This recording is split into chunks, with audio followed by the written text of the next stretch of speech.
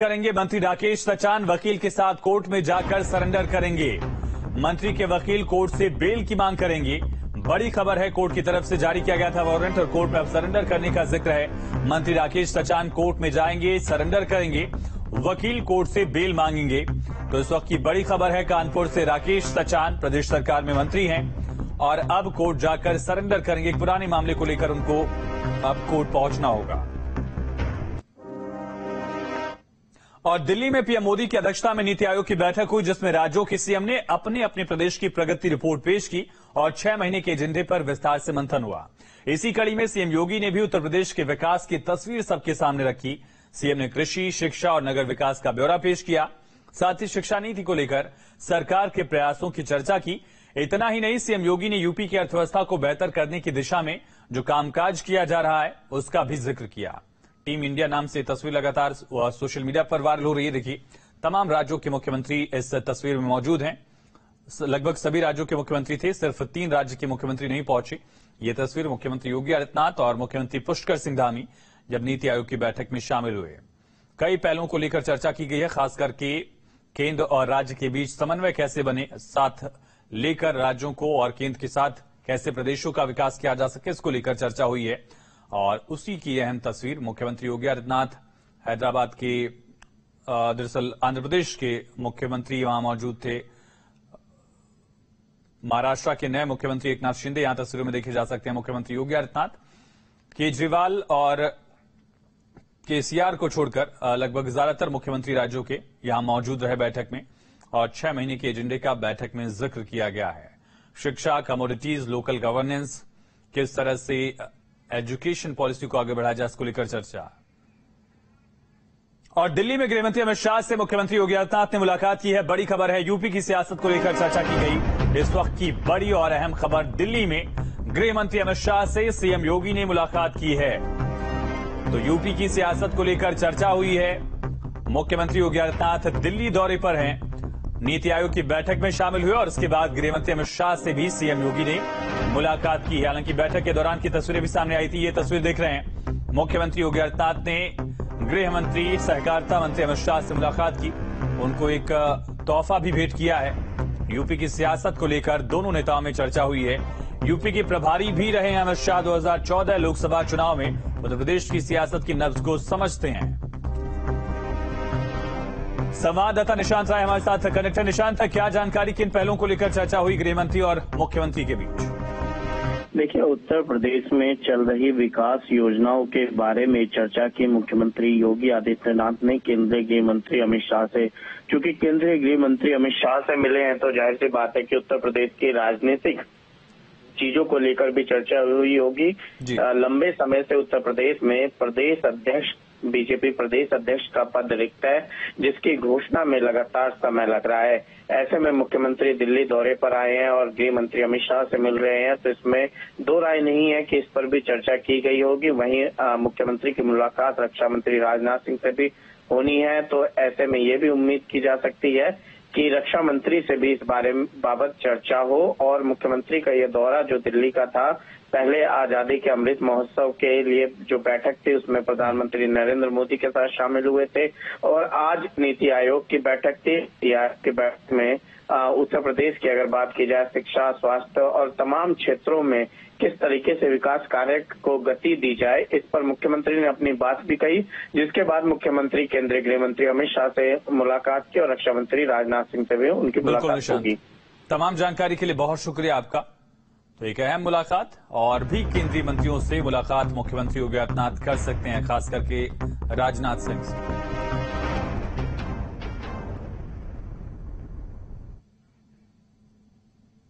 और अब बात श्रीकांत त्यागी की, यानी कि बहुत हुआ श्रीमान का सम्मान।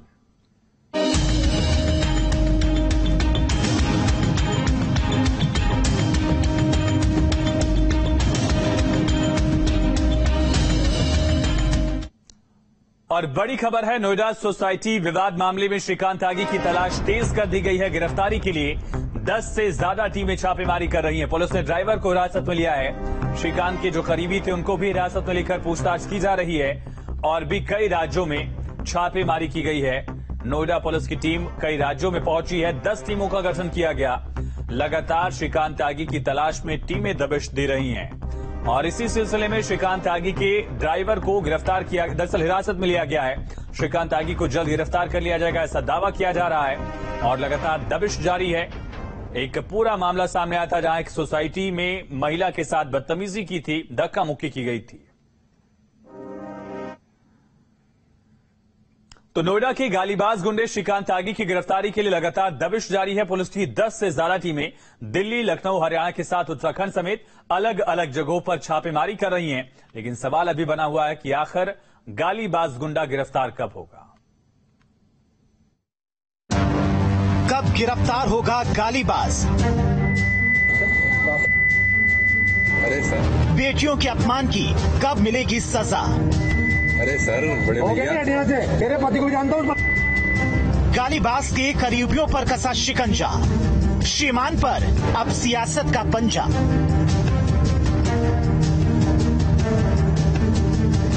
सबने देखा खुद को नेता बताने वाला ये गालीबाज शख्स श्रीकांत त्यागी कैसे बेटियों का अपमान कर रहा है। अपने रसूख के दम पर इस गालीबाज शख्स ने नोएडा के ओमैक्स सोसाइटी में जमकर दबंगई की और महिलाओं के साथ अभद्रता की। लेकिन पुलिस के डर से अब ये भागा भागा फिर रहा है, अंडरग्राउंड हो गया है। पुलिस ने इस गालीबाज पर शिकंजा कस दिया है।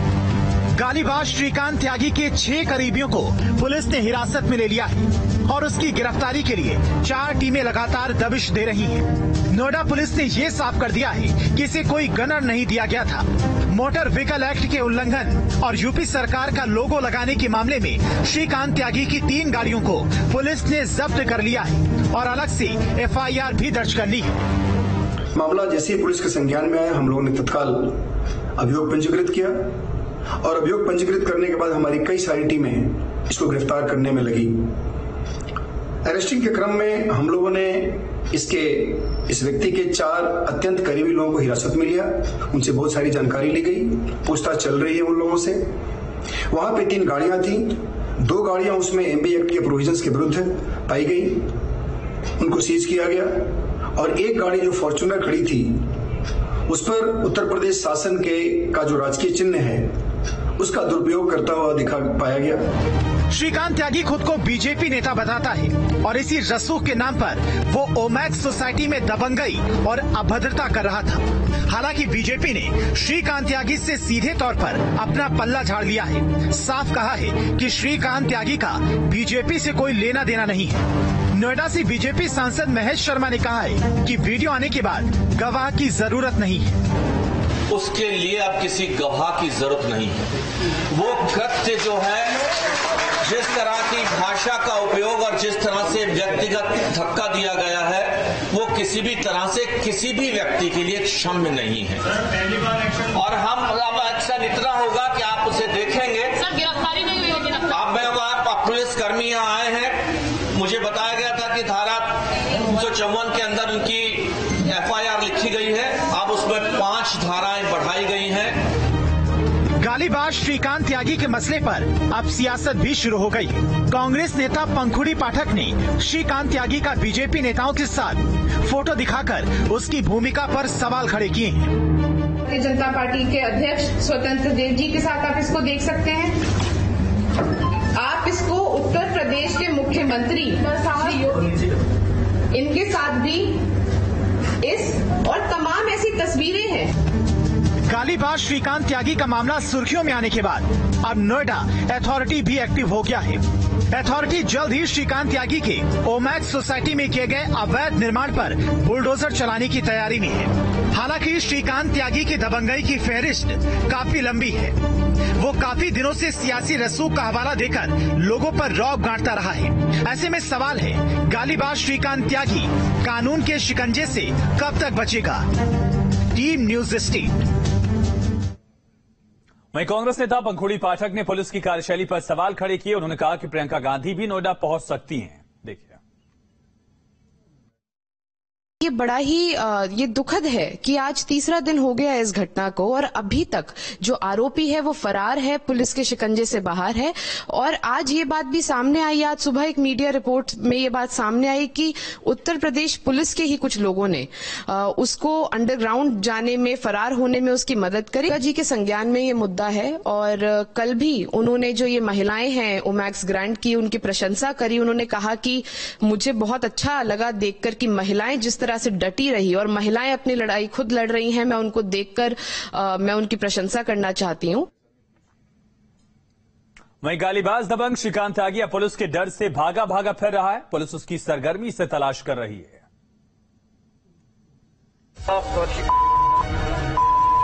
तेरे पति को जानता हूँ, बढ़िया समझी?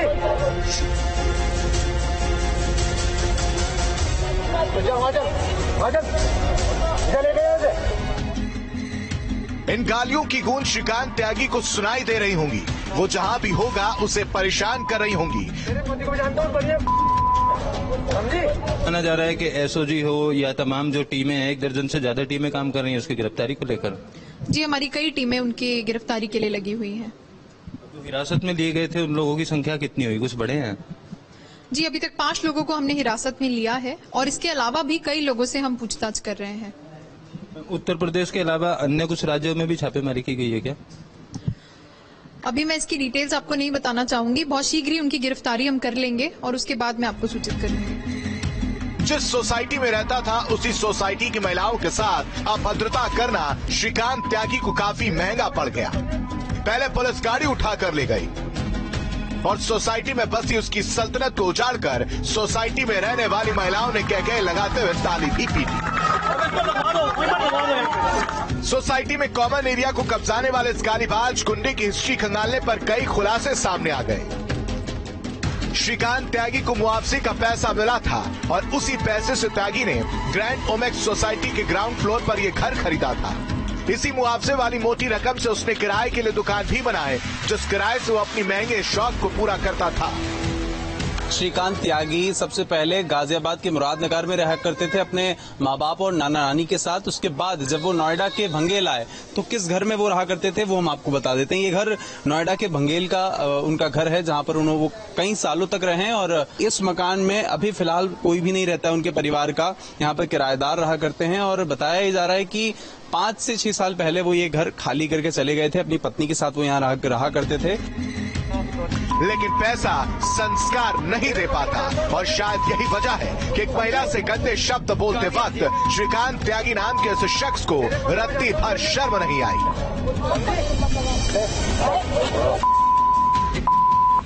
हो गया ना हटना से, तेरे पति को जानता हूँ, बढ़िया समझी? अगर लगाना पेड़ तो इलाज कर देना कहीं पर, बुला के स्टाफ को।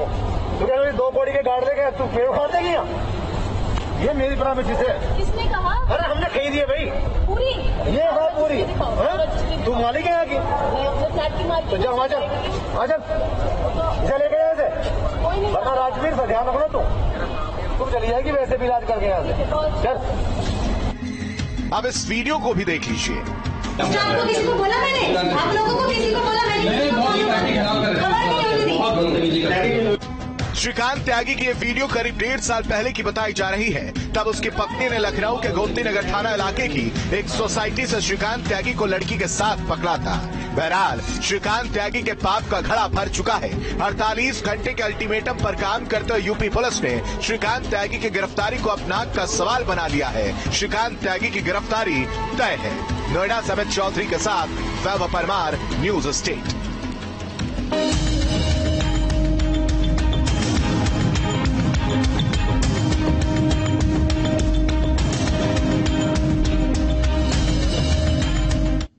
और इसी बीच एक बड़ी खबर है बांदा से, जहां जमीन विवाद को लेकर मारपीट का एक वीडियो सोशल मीडिया पर वायरल हो रहा है। एक पक्ष पर ट्रैक्टर लेकर खेती करने का आरोप लगा है, दूसरे पक्ष ने खेती करने पर आपत्ति जता दी। फतेहगंज के गोबरी मबान का ये पूरा मामला बदायूं से बताया जा रहा है। दरअसल बांदा से, माफ कीजिए, जमीन विवाद में मारपीट का ये वीडियो वायरल हुआ है। तस्वीरें आप देख रहे हैं किस तरह से यहां पर मारपीट की जा रही है। महिलाएं भी यहां मौजूद हैं। ट्रैक्टर लेकर खेत जोतने पहुंचा था एक पक्ष, दूसरा पक्ष वहां पहुंच गया और वहां पर मारपीट हो गई। देखिए किस तरह से लाठी डंडे लेकर महिलाएं यहां हैं, महिलाओं के ऊपर हमला किया जा रहा है। दूसरे पक्ष से भी महिलाएं यहां दिख रही हैं तस्वीरों में और इसी दौरान महिलाओं में भी मारपीट हो रही है। बांदा से सबसे पहले ये तस्वीरें आप देख रहे हैं न्यूज स्टेट पर, एक्सक्लूसिव तस्वीरें। दरअसल जमीन विवाद का पूरा मैटर है। एक पक्ष पहुंचा था खेत जोतने के लिए, खेती करने की नीयत से, लेकिन दूसरा पक्ष भी पहुंच गया और इसी दौरान यहां लाठी डंडों से दोनों पक्ष एक दूसरे पर हमला करने लगे। फतेहगंज के गोबरी मबान का ये पूरा मामला बताया जा रहा है, जहां ये दोनों पक्ष जमीनी विवाद में भिड़ गए। देखिए कुछ लोग हालांकि बीच बचाव की कोशिश कर रहे हैं, लेकिन बहुत हद तक कामयाबी उनको नहीं मिल पाई है। जमीन विवाद में मारपीट का ये मामला बांदा से है, बांदा के फतेहगंज थाना क्षेत्र के गोबरी मबान का ये मामला, जहां जमीनी विवाद में दो पक्ष भिड़े, आपस में मारपीट की, महिलाएं भी मारपीट कर रही हैं, लाठी डंडों से एक दूसरे पर हमला किया गया है। देखिए किस तरह से एक पक्ष हमला करता है, एक महिला के हाथ में एक धारदार हथियार भी है। संभल में तिरंगे पर जियाउर रहमान बर्क का विवादित बयान सामने आया। समाजवादी पार्टी के विधायक का यह विवादित बयान सामने आया और बर्क ने बीजेपी और आरएसएस की तुलना अंग्रेजों से की है। केवल तिरंगा लगाने से देश प्रेम नहीं होता, मुसलमानों को सर्टिफिकेट की जरूरत नहीं है, ये भी बर्क ने अपने बयान में कहा। साथ ही बीजेपी पर हमला करते हुए कहा कि भगवा कार्यालय पर तिरंगा क्यों नहीं फहराया गया। हम तो ये कह रहे हैं कि भगवा कार्यालय पर अब तक तिरंगा नहीं फहरा था। ये आप लोग भी जानते हैं, भगवा कार्यालय पर ये जो लोग घरों घरों पर तिरंगा लगवा रहे हैं, वो अपने गिरबान में झांक करके देखें कि इतने समय तक, देश की आजादी के बाद तक भगवा कार्यालय पर क्यों तिरंगा नहीं फहरा। पहले इस चीज का जवाब ये देश को, देश की जनता को जवाब दें कि अब तक इन्होंने क्यों तिरंगा नहीं फहराया, क्यों उससे बचते रहे। आज तिरंगा से इतनी मोहब्बत कहां से आ गई तुम्हारे अंदर? तुम तो खुद तिरंगा से अगर मोहब्बत करते होते तो अपने ऑफिस कार्यालय पे फहराते। हम तो हमेशा से फहराते हैं, हमारे लिए कोई नई बात नहीं है और आगे भी हम इंशाल्लाह अपनी देश की आजादी का जश्न को हम तिरंगा फहरा के मनाते रहेंगे।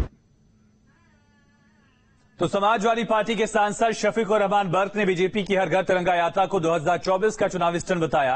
कहा कि जब देश में आजादी के लिए हर जाति और धर्म के लोग अंग्रेजों से लड़ रहे थे तो उस समय आरएसएस कहां था? अगर कोई इनके कार्यक्रम में शामिल नहीं होगा तो क्या वो देशभक्त नहीं रहेगा? सुनिए। जो भी काम कर रहे हैं सन 24 के लिए कि भाई सन 24 में हम हार नहीं जाए, तो अभी से ही घेरना शुरू कर दिया।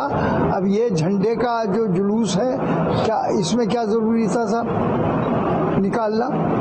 और तुम कहाँ थे, तुम्हारी आरएसएस कहाँ थी जब हिंदुस्तान की आजादी की जंग लड़ी जा रही थी और सारा हिंदू मुसलमान और सब हर बिरादरी के लोग उसमें शरीक थे और मुसलमानों ने किसी से कम हिस्सा नहीं लिया। 27 तो उलमा फांसी पर लटकाए गए। न्यूयॉर्क में रहने वाली बिजनौर की मनदीप ने अपने पति की प्रताड़ना से तंग आकर खुदकुशी कर ली। ससुराल वाले बेटा चाहते थे, लेकिन 2 बेटियां होने पर और दहेज मांगने लगी, मारपीट करने लगी। ये रिपोर्ट देखिए।